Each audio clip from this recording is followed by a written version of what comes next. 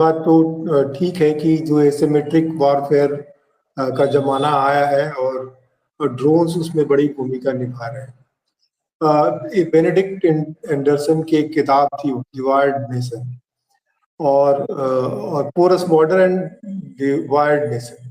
ये जो global as है इसमें जो राष्ट्रों की नियति जो है एक दूसरे के साथ जुड़ी हुई, और ड्रोन्स की भी जो नियति है वो इस पे डिपेंड है कि आप जो डाटा कंप्यूटेशन है वो किस स्पीड से आप करते हैं और कितना कोऑर्डिनेशन करते हैं। देखिए ये जो पूरी जो कवायद निकल करके आई है और ये जो बड़ी घटना रूस में हुई है उसमें ये बात निकल करके आई है कि इसकी प्लानिंग जो है वो करीब 18 महीने से चल रही थी, और दूसरा जो है उनको जो डेटा और कोऑर्डिनेशन, तो ये वहां पे एक हाइब्रिड माने ह्यूमन इंटेलिजेंस के साथ साथ एआई, डेटा, स्टारलिंक सारी चीजें हैं, और उसके साथ ये भी है कि उनका जो कंट्रोल किया गया वो कैसे हुआ। देखिए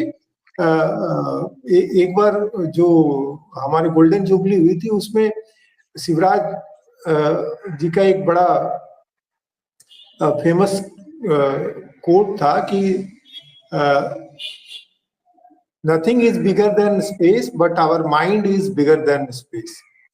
तो ये जो ड्रोन वॉरफेयर है इसमें जो सबसे अहम बात है कि वो आप जो पूरे संचालन है ड्रोन का, जो उसमें एम्यूनिशंस लगेंगे और जो उनका जो कंट्रोल सिस्टम होगा, और जिसका तरफ आपने थोड़ा संकेत भी किया है कि जो पहले साइंस फिक्शन और फिर स्टार वॉर की संकल्पना आई और अब हम उसको हकीकत होते हुए देख रहे हैं कि कैसे जो हमारे स्पेस है, स्पेस का कैसे इस्तेमाल हो रहा है इस वॉरफेयर में। एक और बात जो है वो भारत पाकिस्तान युद्ध में भी सामने आई, वो ये आई कि आप कैसे कॉन्स्टेंटली चीजों को अपग्रेड और इंटीग्रेट करते हैं। कई बार आप कन्वेंशनल जो आपके पुराने लिगेसी इंस्ट्रूमेंट थे डिफेंस के, उनको कैसे आप अपग्रेड करके उसका कैसे उपयोग करते हैं।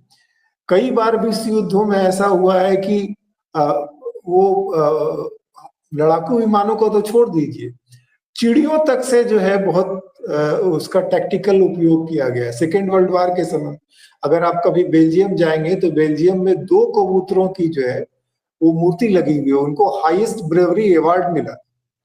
और उड़ीसा की पुलिस जो थी वो कभी जो है कबूतरों का इस्तेमाल जो है मैसेंजर्स के तौर पर भी करती थी। मेरा कहने का ये मतलब है कि देश बड़ा हो कि छोटा हो, वो जो जीतेगा जो जंग वो इस पर जीतेगा कि उसके पास कितनी इनोवेटिव आइडियाज हैं और कितने बढ़िया वो कोऑर्डिनेशन कर पाएगा, है ना। ये जो रूस में जो अटैक हुआ है उसमें रूस ने कहीं ना कहीं ये गलती की कि वो ये मान करके बैठा रहा कि उसके जो स्ट्रेटेजिक बॉम्बर्स हैं वो इतनी दूर हैं यूक्रेन से कि यूक्रेन के हथियार वहां तक जा नहीं पाएंगे और उनको बंकरों में छुपाने की जरूरत नहीं है ना।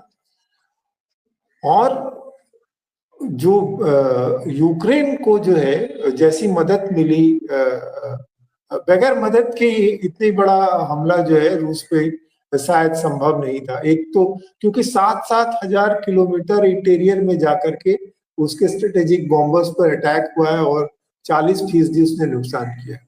तो वो माने स्ट्रेटेजिक थिंकिंग कैसी है आपकी, वो भी निर्भर करता है कि आप किन चीजों का हथियार के रूप में इस्तेमाल कर पाएंगे और कितनी जल्दी आप सोचते हैं और कितने जल्दी आप मशीन के साथ इंटीग्रेट करते हैं। अभी ठीक है, हमको जो सबसे ज्यादा जिस पे काम करने की जरूरत है वो हमारी स्पेस टेक्नोलॉजी, हमारे कंप्यूटेशनल स्ट्रेंथ और इनोवेटिव थिंकिंग। देखिए कई जो आपने कहा भी कि पहले 400-500 स्वार्म ड्रोन इसलिए भेजे गए कि वो आपके जो एयर डिफेंस सिस्टम है उसके जो कोऑर्डिनेट्स हासिल कर सके। कारगिल वार में आपको जीपीएस कोऑर्डिनेट्स नहीं दिए गए, वो आपके खिलाफ हुआ। फिर आपने अपना नाविक सिस्टम इस्तेमाल किया और इसीलिए इस वॉरफेयर में आपके मिसाइल जो थे वो बहुत सटीक से मार कर पाए। तो और जो छोटा और बड़े देश की बात है तो वो हम लोग जानते हैं कि अभी ऐसा नहीं है कि आपका दुश्मन जो है वो सिर्फ उसी की ताकत से आपको लड़नी है। दूसरे लोगों का, दूसरी महाशक्तियों का उस देश में क्या स्ट्रेटेजिक इंटरेस्ट है।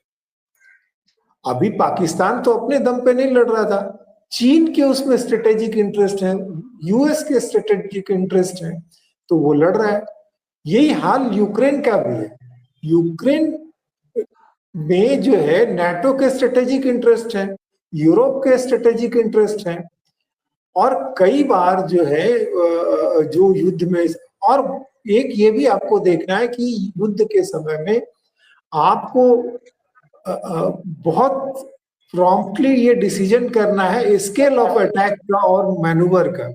उसकी बड़ी एक कहानी जो है वो रामायण की वो जिक्र कर रहे थे, तो मैं वो जिक्र कर दूं कि कैसे टैक्टिकली आपका क्विक थिंकिंग जो है चीजों को बदलता है। उसमें हनुमान जी और सुरसा वाली कहानी आती है कि जितना मुंह सुरसा बड़ा करती थी हनुमान जी को खाने के लिए, हनुमान जी उतना बड़ा मुंह करते थे, और अंत में हनुमान जी ने बहुत छोटा आकार किया और उसके मुंह से पार होकर के चले आए। वहां पे जो मैं इसको इसलिए अंडरलाइन करना चाह रहा हूं, ये इसलिए है कि स्ट्रेटेजिक इंफॉर्मेशन कितनी आपके पास में है। हनुमान जी के पास में ये स्ट्रेटेजिक इंफॉर्मेशन थी कि सुरसा को ये वरदान प्राप्त है कि उसके मुंह में गए बगैर कोई उनको पार नहीं कर सकते। और पूरे महाभारत में आप देखते हैं कि